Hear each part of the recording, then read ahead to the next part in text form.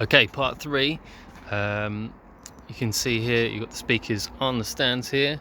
I did get all this set up earlier and then it started raining, so add to your health and safety considerations the weather if you're doing an outside event. I did check the weather yesterday, but that's my lesson learnt today. Check up-to-date weather just to make sure it's not going to rain and it's not going to damage your equipment. Right, next you've got speaker wall placement. So you've got the tripod legs set up there. Just have a look at how I've set them up. So you've got the wall there, you've got the two tripod legs facing the wall, and then you've got the third one sticking out to where the audience might be. So just think about if anyone's going to trip up on anything, where is the speaker going to land? It's not going to land on anyone in the audience if this leg is here. The only thing that might happen is this could become a trip hazard.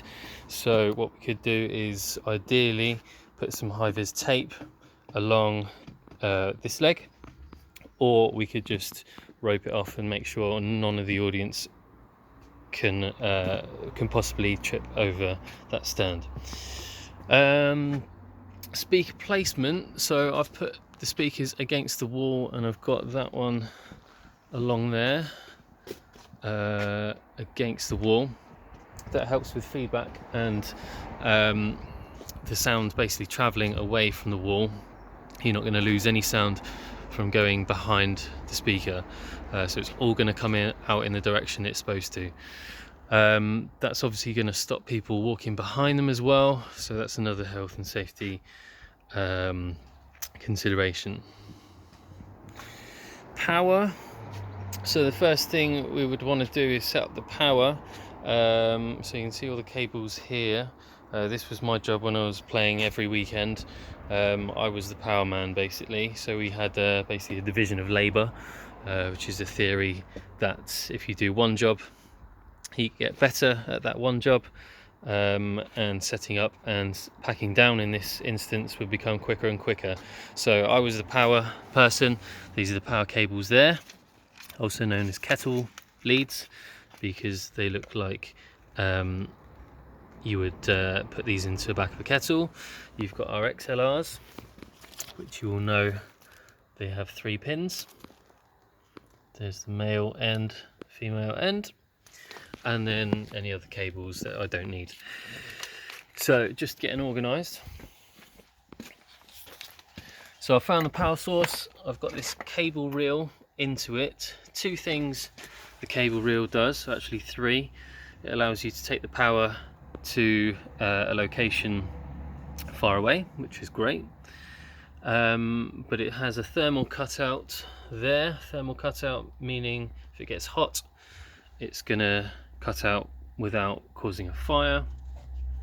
And the other cutout is basically a surge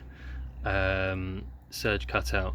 So if there's a spike or an increase in power, it's not going to send that power through to your equipment, and it's not going to damage your equipment. It's going to cut out the power instead of damaging anything.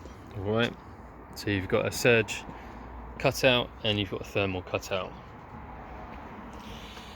So speakers on the stands, obviously I did those on my own because obviously I've got more experience. I know I can lift that quite comfortably, and I can find the hole to put the speaker stand into quite comfortably. Ideally you guys would have one person on each end, so 2 people lifting and then a third person directing, so you can easily get it into place. Once you've done that, once you put it into place, just make sure on the back that the power is off.